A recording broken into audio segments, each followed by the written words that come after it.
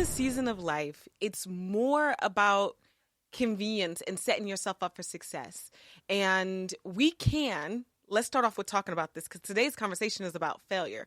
You can do anything and anything, but we can't do everything.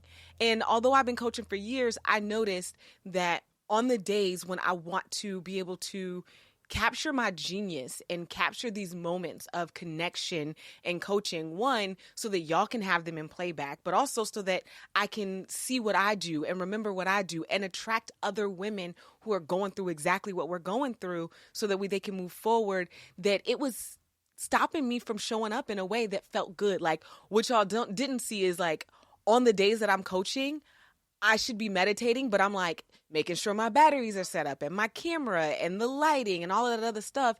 And that's not my area of genius. What I give a fuck about is showing up as the best coach possible. So get the fucking maid, order the goddamn meal service, hire somebody to record your sessions so that you can spend your time doing what you do best and what you love to do, and the money and everything you need will fucking follow so that you can spend more time doing the things that you enjoy.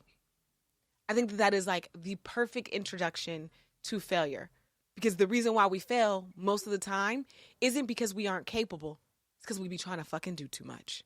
A lot of times we're wounded and we're like, ouch, I'm bleeding and I got gut checked.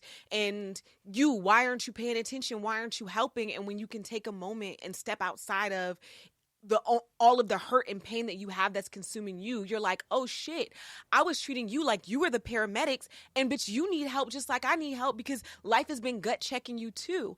And I think what's important is that we do have that compassion to understand, you know what, it may not even be intentional that you can't help me. You need help as well.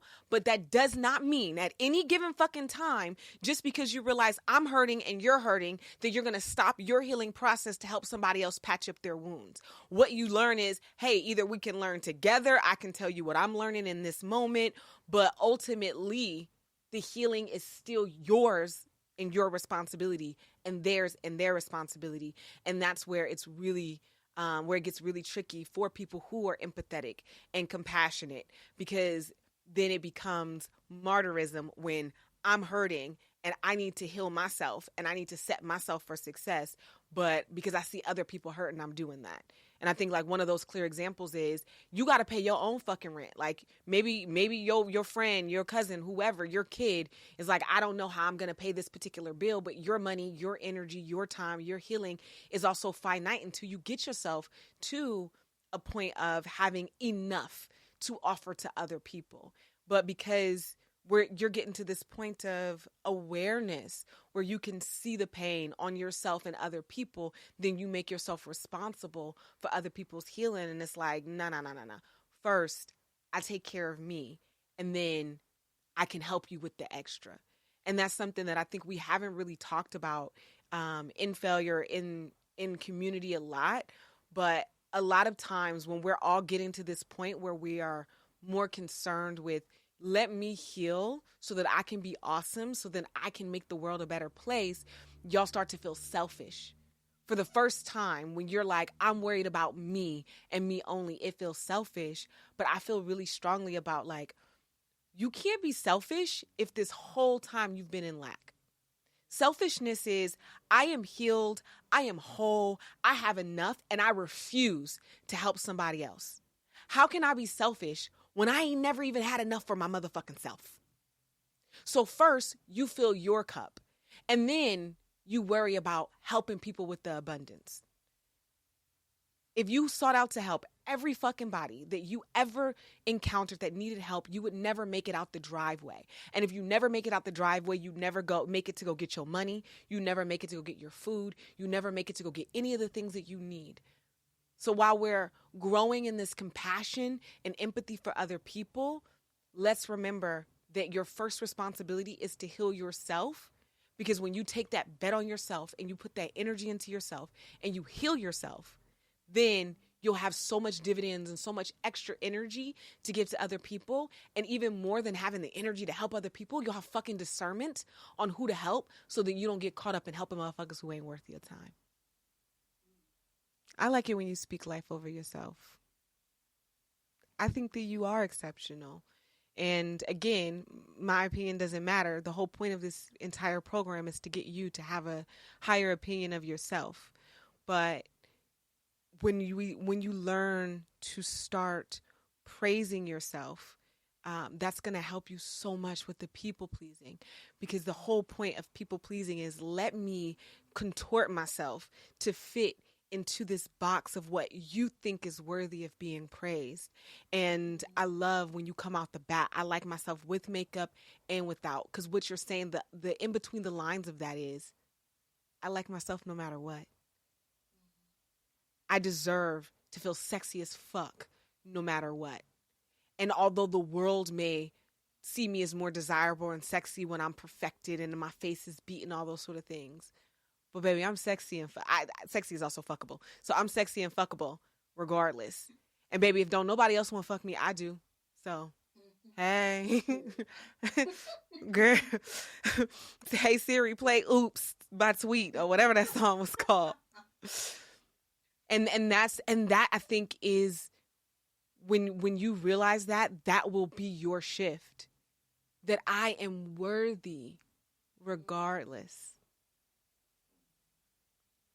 And each of us hits a different shift and hits a different point.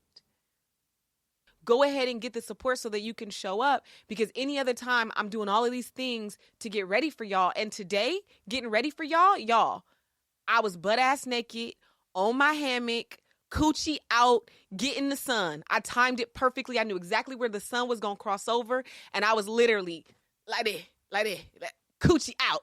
And then when I was done with that, I took a long hot bath and I read the book that we're all reading, Breaking the Habit of Being Yourself. And then when I was done with that, I went and got my lashes done. And then when I was done with that, I drove here to the studio listening to Big Lotto the whole way. I don't think R&B, bitch, I'm really her. Fuck wrong with it. Like, do the thing. Get the help. Stop thinking we can fucking do everything. Like, what? I mean, that's the same energy as give me a list of everything you love and how long would it take? How often do you put yourself at the top of that list? Right? And I think a lot of it is because we've been taught that love is something that you give to other people and other people give to you. And we spend our entire life looking for somebody to deposit that love into so that it can be recycled and given back to us. And I think instead of constantly looking for a worthy vessel to put to bank on and to bet on, then it's how about I just love myself and everybody else gets that outflow of it. Like, one of the things that y'all like about me so much is my love of self. Like, dead ass. Like, that's the thing that makes you like somebody so much. And what do we say as soon as we see, like, people who are, like, doing too much, or, like, in current society, we call them pick-me's. You be like, you're fucking annoying. Like, girl, love yourself. Yet we're all super drawn to, whether we love it or we hate it because it's too much, we're all very drawn to other people who love themselves. Think about, and this motherfucker is crazy, but think about Kanye. Like, everybody swears to God they hate him and he's too much and he's crazy, yet every time he drops a line, they're buying it. Every time he drops an album, they're listening to it because people are magnetized by this quality that person has that they don't, which is extreme belief in self, extreme love of self. But we think, if I love me so much, or if I love me too much, other people, people won't have space for it. No, you confirm yourself as lovable. You say other people give you those hats, but even if somebody gives you the hat of good coworker, you still receive it as bad. Or you think, if you see me negatively, you see me clearly. But if you see me positively, you need your eyes checked. And that was one of the things that we talked about that's so concerning. Like, you're like, I put on the hat of bad coworker, yet you got a fucking amazing review. And even when you express, I don't think I'm doing a good job, your own boss was kind of confused. Like, are you okay? but yet and still you have this idea of it. So I wonder how much of it is people are prescribing things to you versus I am projecting a prescription that people are putting on me, and I have this negative self-understanding, and those are the hats that I willingly put on. Because even if somebody is handing you something, a hat, it's your head, bitch. You the one who put it on. And I say this all the time when I talk about like my ex-husband or people who I've been in business with and things didn't go well. There's a difference to me between somebody being disrespectful and me feeling disrespected. People are disrespectful all the motherfucking time, but rarely am I ever disrespected, because feeling disrespected is something that I have to accept. And you didn't talk about people disrespecting you. Well, we did, but I don't think that that's exactly what the issue is, but it's a difference between what people are throwing at you and what you put on. So if we're sticking to the topic of failure, why is it the only hats that you feel like fit you perfectly are the ones where you were failing? A deep, deep thank you goes out to you, BaeFriend, for tuning into the Shift Show. I'm Britteny Floyd-Mayo, founder of Trap Yoga Bae, your positive psychology advocate, and master confidence coach. I'm so glad that you joined me on this journey of self-discovery and transformation. My goal with Shift Show is to bring you real, raw, and unfiltered clips from live coaching sessions that can inspire you to live your best life and get your shit together. I'm so glad you joined me on this journey of self-discovery and transformation. Don't forget to follow me on social media at Trap Yoga Bae to find out how you can be in the room live, as well as catch behind the scenes content and daily inspiration. You can listen to Shift Show everywhere you listen to audio. You name it, bitch, I'm there. Thanks for being a part of my BaeFriend community. Stay fabulous, keep shining, and remember, you can get your shift together so you can keep your shit together. Until next time, BaeFriends,